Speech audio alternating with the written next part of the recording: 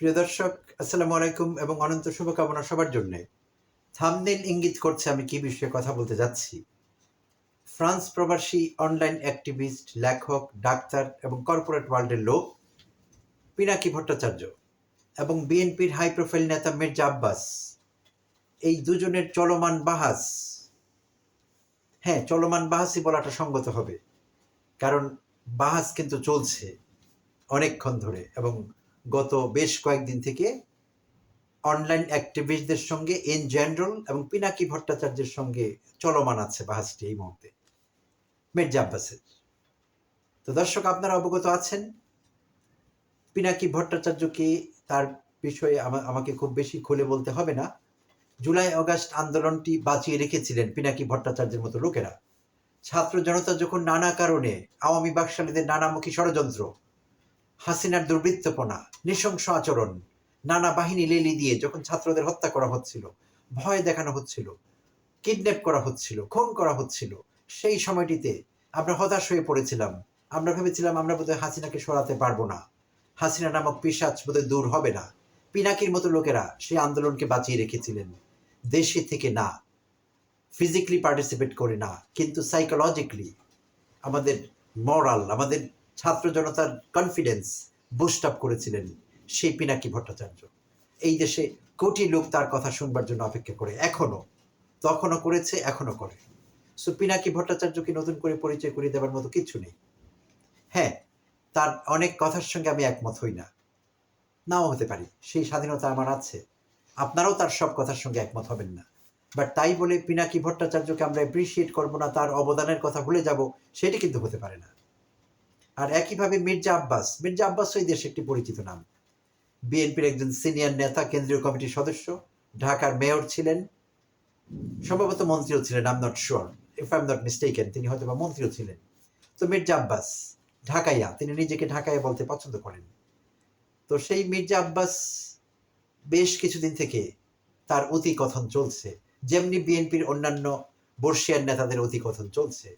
দর্শক, আপনারা জানেন অতি সম্প্রতি মির্জা ফখরুল ইসলাম আলমগীর কথা বলেই চলেছেন, বিভিন্ন ইস্যুতে বক্তব্য রাখছেন, মন্তব্য করছেন, অযাচিত অনেক ক্ষেত্রে, না করলে ভালো হতো দলের জন্য এবং দেশের জন্য।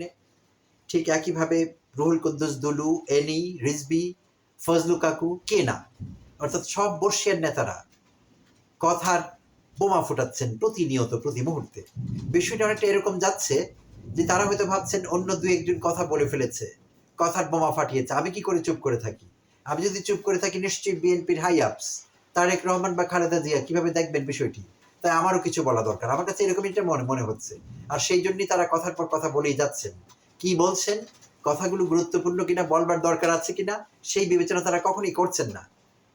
তো এই হচ্ছে, তো এই সিরিয়ালে মির্জা আব্বাস অতি সম্প্রতি অনেক কথা বলছেন, যা বিএনপিকে দল হিসেবে ছোট করছে, বিএনপির ক্ষতি হচ্ছে।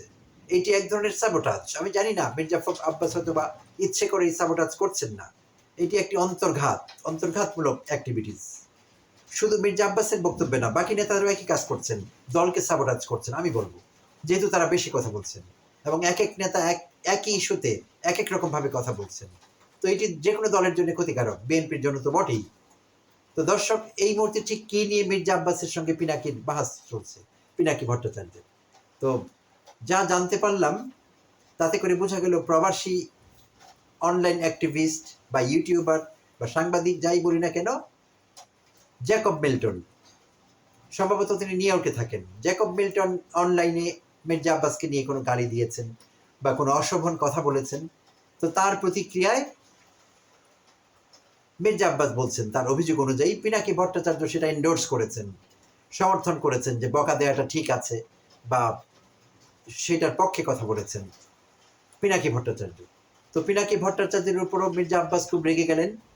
আর রেগে গিয়ে তিনি অনেক কথা বলছেন, অনেক গালাগালি করলেন সবাইকে, সমস্ত অনলাইন অ্যাক্টিভিস্টকে, এবং শুধু অনলাইন অ্যাক্টিভিস্ট না, ছাত্রদের সাধারণভাবে গালাগালি করলেন, গালাগালি করছেন। এবং তিনি তার সাংবাদিক সম্মেলন করে বসেছেন এবং সেখানে তিনি মন্তব্য করেছেন যে আমি ঢাকায় মানুষ, ঢাকার মানুষ, তারা আমাকে যেই ভাষায় গালাগালি করেছে, আমি তো এর চাইতে অনেক খারাপ ভাষায় গালাগালি করতে পারি, কিন্তু আমার মা বাবা আমার এগুলো শেখায় নাই, তাই আমি এগুলো করব না। কিন্তু আসলে সত্যি হলো এই তিনি অসংখ্য অজস্র আজে বাজে ভাষায় তাদের গালিগালাজ করেছেন, অবশ্যই করেছেন। তার ভিডিও দেখলে, তার সাংবাদিক সম্মেলনের বক্তব্য শুনলে আপনারা বুঝতে পারবেন। আমি সেই শব্দগুলো বলতেও চাচ্ছি না। তিনি যেই সব ভাষায় পিনাকি ভট্টাচার্য থেকে শুরু করে বাকি সব অ্যাক্টিভিস্টদের গালিগালাজ করেছেন, অশ্রাব্য সেই ভাষা। তো আমি ঠিক জানি না তাকে কি বলা হয়েছিল, তাকে কোন ভাষায় গালি দেওয়া হয়েছিল। তো তিনি কিন্তু জঘন্য ভাষায় তাদের গালি দিয়েছেন, আক্রমণ করেছেন। আর পিনাকি ভট্টাচার্য একজন সিরিয়াস মানুষ, যেমনটি আমি আগে বলেছি। তো তিনি চুপ করে থাকেননি, তিনি বেশ প্রতিবাদ করেছেন। তার একটি ভিডিওতে তিনি মির্জা আব্বাসকে বেশ একচোট নিয়েছেন এবং বলতে গেলে মির্জা আব্বাসের ময়না তদন্ত করেছেন। তার ছাত্র জীবন থেকে শুরু করে তার পেছনের ইতিহাস, মুক্তিযুদ্ধে তার অবদান, মির্জা আব্বাসের ভাষা অবদান, এবং তিনি দাবি করতেন বিভিন্ন সময় যে তিনি মুক্তিযোদ্ধা। কিন্তু পিনাকি চ্যালেঞ্জ করেছেন এবং বিভিন্নভাবে যুক্তি দিয়ে দেখিয়ে দিয়েছেন যে তিনি মুক্তিযুদ্ধ করেননি। সেটার সপক্ষে কোনো যুক্তি বা কিংবা প্রমাণ তিনি দেখাতে পারবেন না। পিনাকি তাকে চ্যালেঞ্জ করেছেন। এবং শুধু ওটাই না, তিনি মির্জা কি করে হলেন, তার বংশ মির্জা বংশ কিনা, তার বাবার নামের আগে মির্জা ছিল না, তার কেন লাগানোর দরকার হলো, তার পূর্বপুরুষ কি করতেন, এত সম্পত্তির মালিক তিনি কি করে হলেন, ঢাকা ব্যাংক তার কি করে হলো, সব কিছু পিনাকি কোনো কিছু ছাড়েননি। সমস্ত পয়েন্ট নিয়ে এসেছেন। সোজা কথা, মির্জা আব্বাসের একটি ময়না তদন্ত পিনাকি করেই ছেড়েছেন। তো এখন দর্শক, আমার মনে হচ্ছে মির্জা আব্বাসকে কিন্তু এটার কাউন্টার দিতে হবে। মির্জা আব্বাসকে নিজেকে প্রমাণ করতে হবে যে পিনাকির কথাগুলো ঠিক না। মির্জা আব্বাস, পিনাকি সরাসরি বলেছেন যে কোন টাকায় ব্যাংক হয়েছে সেটা আমাদের জানবার অধিকার আছে, এবং তিনি বলেছেন যে আমাদের যথেষ্ট আশঙ্কা আছে সেই টাকা বৈধ টাকা কিনা, এবং কত বছরে এমপি থেকে মেয়র থেকে তিনি টাকা কামিয়েছেন এবং ব্যাংক হয়েছে কিংবা আরো অনেক কিছু হয়েছে, অনেক প্রপার্টি হয়েছে। তো সেই কথা পিনাকি বলেছেন এবং চ্যালেঞ্জ করেছেন দোস্তির মতো। তো মির্জা আব্বাস যদি সৎ সাহস থাকে, আমি আশা করব, আমরা আশা করব পিনাকির প্রশ্নের জবাব দেবেন। আর পিনাকিকে চটানো তার মোটেই ঠিক হয়নি, কারণ Pinaki is a serious guy, he means business. তিনি আজে বাজে কোনো কথা বলেন না, কাজের কথা বলেন, এবং তিনি যা বলেন, যার বিরুদ্ধে বলেন, প্রমাণ দিয়ে বলেন। সব কথাবার্তা হয় সাবস্টেন্সিয়েটেড, প্রুফ থাকে সেটার। জাস্ট মাঠে ময়দানে কিছু একটা বলে দিলাম তা কিন্তু হয় না। আর মির্জা আব্বাস যা ইচ্ছে তাই বলেন, সেটার প্রমাণ তিনি অনেকবার দিয়েছেন। গত 16 মার্চ তিনি মন্তব্য করেছিলেন, তিনি সংস্কার কমিশনকে বুঝিয়েছিলেন যে এই সরকার, অন্তর্বর্তীকালীন সরকার, ইউনূস সরকার যেই সংস্কারগুলো করছে সেই সংস্কার আমরা মানি না এবং মানব না, এবং এরা করলেও আমরা সেটা কাটাকাটি করব, এগুলো বাদ দেব, এগুলো আবার সংস্কার করব। মির্জা আব্বাস এই কথা বলেছিলেন। বুঝে নাকি না বুঝে আমার জানা নেই, কারণ এই সংস্কার কিন্তু ইউনূস সরকার এককভাবে করছেন না। সংস্কার কমিটি আছে প্রতিটির জন্য, এবং সেই কমিটি সংস্কার প্রস্তাব সুপারিশমালা পেশ করেছে। সেইটি বিভিন্ন রাজনৈতিক দলের সঙ্গে ক্রস চেক করা হচ্ছে, তাদের মত যাচাই বাছাই করা হচ্ছে, তারা মত দিচ্ছে কিনা, রাজনৈতিক দলগুলো রাজি আছেন কিনা, তাদের সঙ্গে নেগোসিয়েশন, কথাবার্তা সবসময় চলছে। তো হঠাৎ করে মির্জা আব্বাসের সেই কথা কেন বলতে হলো আমরা জানি না, এটি বিশাল প্রশ্নবোধক চিহ্ন।